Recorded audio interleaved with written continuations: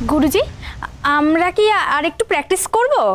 না না, আর প্র্যাকটিস করো না, হাঁপিয়ে যাবে। আসল জায়গায় গিয়ে শেষে দম পাবে না। আর শোনো, যখন তোমরা পারফর্ম করবে তখন ভাববে সামনে কেউ নেই, তুমি একা। আর যে অডিশনটা ক্লিয়ার করতে পারবে তাকে গোটা ভারতবর্ষের লোক টিভিতে দেখবে। আমি আমার সাধ্য মতন চেষ্টা করেছি, তোমরা এবার তোমার সাধ্য মতন পারফর্ম করবে। এখন সবকিছু তোমাদের ক্ষমতা আর দক্ষতার উপর নির্ভর করছে। গুরুজি, আমি আপনাকে প্রণাম করতে পারি? আমরা না হয় পারফর্ম করব তাই প্রণাম করছি, তুমি ওটা প্রণাম করতে যাবে কেন? গুরুজি যাতে তোমার হয়ে ভালোভাবে রেকমেন্ড করে তাই। কেন? কেউ কাউকে প্রণাম করতে ইচ্ছে হলে প্রণাম করতে পারবে না? তার জন্য কি ও তোমাদের কৈফিয়ত দেবে? তোমরা কি ওর বস? বাবা কিরে, ওর কথা বললেই তো তোর গায়ে লেগে যাচ্ছে কেন রে?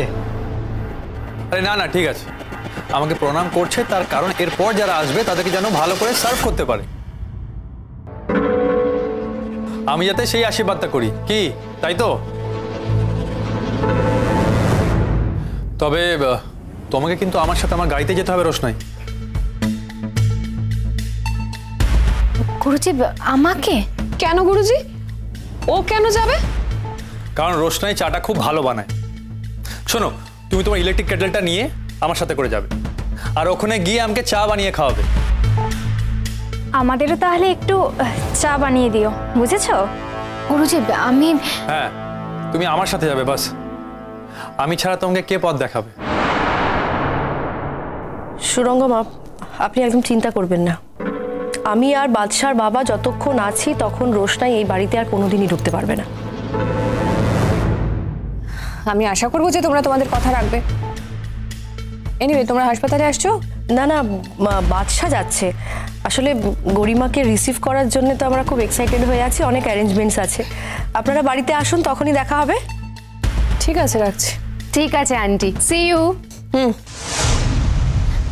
গুরুজি, বলছি এখানে এসে যদি কেউ দেখে যে তালা বন্ধ, তাহলে তো আমি বিপদে পড়ে যাব। তোমার তো চিন্তার কি আছে? আমি যখন তোমাকে যেতে বলছি তখন... গুরুজি কি তাদের সঙ্গে কথা না বলে তোমাকে বলছেন নাকি? তুমি হলে গুরুজির অ্যাটেন্ডেন্ট, মানে আমাদেরও অ্যাটেন্ডেন্ট। আমাদের চা কফি সুযোগ সুবিধে কিছু অসুবিধে হচ্ছে কিনা সেগুলো খোঁজ খবর রাখাই তো তোমার কাজ। সেই জন্যই তো তুমি এখানে আছো। তা না করে এখানে দরজা বন্ধ করে থেকে কি করবে? তুমি কি নাচ প্র্যাকটিস করবে নাকি?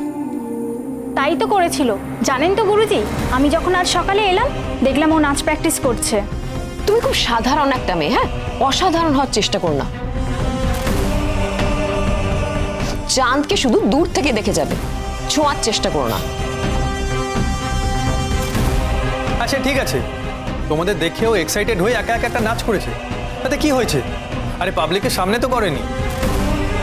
প্রথম দিন আপনাকে যে নাচটা দেখিয়েছিল, আপনি তো ভেবেছিলেন যে গুরুজি যে ও দারুণ ট্যালেন্টেড। হ্যাঁ, আমিও তো তাই ভেবেছিলাম। রোশনাই সোম থেকে রবি প্রতিদিন রাত 10টায় স্টার জলসায় ও ডিজনি প্লাস হটস্টারে।